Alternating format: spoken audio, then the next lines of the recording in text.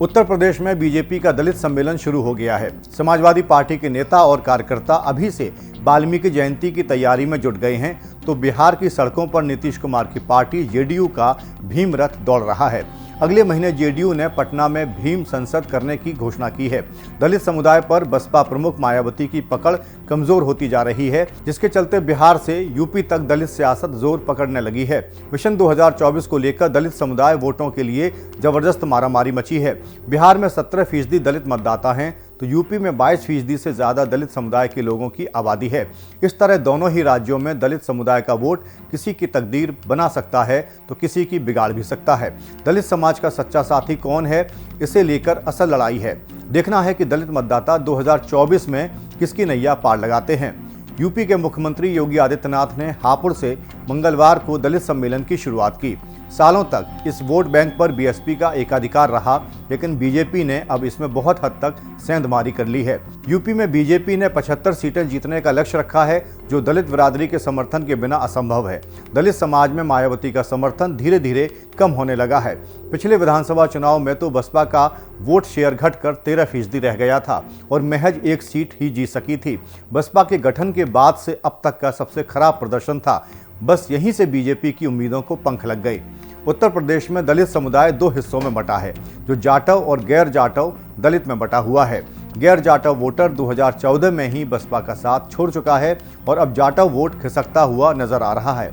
अब यूपी 2022 के विधानसभा चुनाव के नतीजों से दलित समाज के बदलते मूड को समझते हैं। मतदान बाद CSDS ने एक सर्वे कराया। इसके नतीजे बड़े चौंकाने वाले रहे। जाटव बिरादरी के 21% वोटरों ने बीजेपी को और 65% लोगों ने बसपा को वोट किया। बीएसपी अध्यक्ष मायावती खुद भी इसी जाटव बिरादरी की हैं। समाजवादी पार्टी को बस 9% जाटव वोट मिले।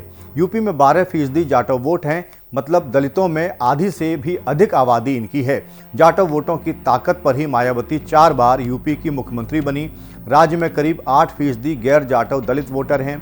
CSDS की सर्वे के मुताबिक इनमें 41% ने बीजेपी को, करीब 27% ने बसपा के और 23% लोगों ने समाजवादी पार्टी को वोट किया। आंकड़े बताते हैं कि गैर जाटव दलित वोटों का बंटवारा भी हो गया है और अब इनकी पहली पसंद बीजेपी बन गई है। बीजेपी अब इन्हें पूरी तरह अपना बनाने के मिशन में जुटी है। मायावती की सियासी कमजोरी के चलते पार्टी की नज़र जाटव वोट बैंक पर भी है। दलित वोटरों के लिए बीजेपी ने यूपी में एक मेगा प्लान बनाया है। तय हुआ है कि राज्य के 8 बड़े शहरों में दलित सम्मेलन महीने भर में आयोजित किए जाएं।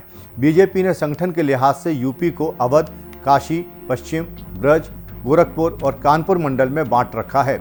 इन सभी जगहों पर बीजेपी बारी बारी से दलित सम्मेलन कराने की रणनीति बना रही है।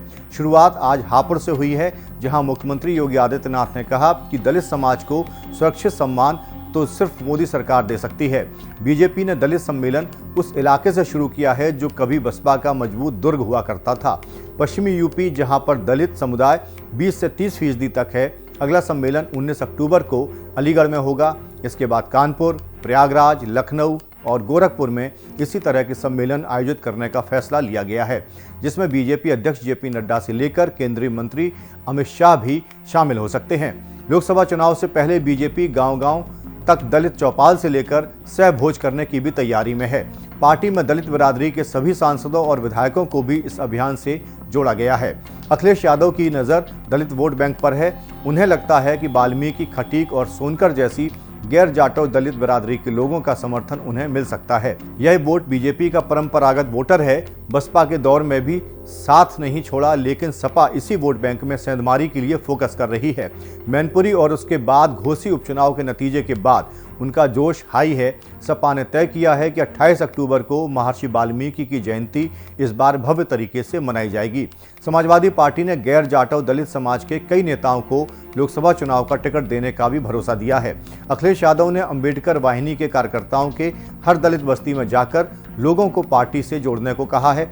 समाजवादी पार्टी के लोग जगह जगह संविधान बचाओ जन चौपाल कार्यक्रम कर रहे हैं। सपा की नज़र पासी वोटों के बाद अब वाल्मीकि और दूसरे गैर जाटव दलितों को साधने की सियासत में लगी हुई है। इतना ही नहीं, बसपा के संस्थापक कांशीराम के पुण्यतिथि दिवस यानी 9 अक्टूबर को अखिलेश यादव ने पार्टी कार्यालय में श्रद्धांजलि कार्यक्रम रखा था। कांग्रेस भी दलित बस्तियों में जाकर उनके दिल जीतने में जुटी है और पूरे पौने 2 महीने का कार्यक्रम बनाया है। कांग्रेस प्रदेश अध्यक्ष अजय राय ने 9 अक्टूबर से ही दलित बस्तियों में जाकर दलित समुदाय के मुद्दे और सामाजिक समरसता कार्यक्रम कर रहे हैं। कांग्रेस के छोटे बड़े तमाम नेता गांव-गांव जाकर दलित समुदाय के विश्वास को जीतने में जुटे हैं। कांग्रेस इस दौरान उनके पर्चे भी भरा रही है और हर लोकसभा क्षेत्र के कम से कम 20 से 30 दलित गांव में जाने की रूपरेखा बनाई गई है। जातिगत सर्वे की रिपोर्ट जारी होने के बाद से बिहार की राजनीति में अन्य पिछड़ा वर्ग फोकस में है, लेकिन इसके साथ ही बिहार के मुख्यमंत्री नीतीश कुमार की नज़र दलित वोटों पर है। उनकी ही सरकार में यानी बिहार में अनुसूचित समाज के दलित और महादलित समाज में बांट दिया गया है। दलितों में पासवान बिरादरी के सर्वमान्य नेता रामविलास पासवान रहे। अब उनकी विरासत को लेकर उनके बेटे और भाइयों में झगड़ा जारी है। नीतीश का फोकस तो महादलित वोट बैंक पर है, लेकिन उन्होंने सभी दलितों को महादलित का दर्जा दे रखा है। इसीलिए उनकी पार्टी जेडीयू का भीम रथ इन दिनों बिहार की सड़कें नाप रहा है। जेडीयू के भीम रथों पर बाबा साहेब अम्बेडकर और नीतीश कुमार की फोटो लगाई गई है। नीतीश कुमार के करीबी बिहार के मंत्री अशोक चौधरी को इस कार्यक्रम का प्रमुख बनाया गया है। गांव-गांव जाकर रथ दलितों के लिए नीतीश सरकार के कामकाज का बखान कर रहे हैं। रथ यात्रा के आखिर में 5 नवंबर को पटना में लाखों दलितों की भीड़ जुटाने का लक्ष्य रखा गया है। इस कार्यक्रम को भीम संसद नाम दिया गया है। कोशिश करने वालों की कभी हार नहीं होती। इसी फॉर्मूले पर बीजेपी, जेडीयू से लेकर समाजवादी पार्टी दलितों को अपना बनाने में जुटी है। इस वीडियो में फिलहाल इतना ही। उत्तर प्रदेश की तमाम खबरों के लिए देखते रहिए भारत एक्सप्रेस। नमस्कार।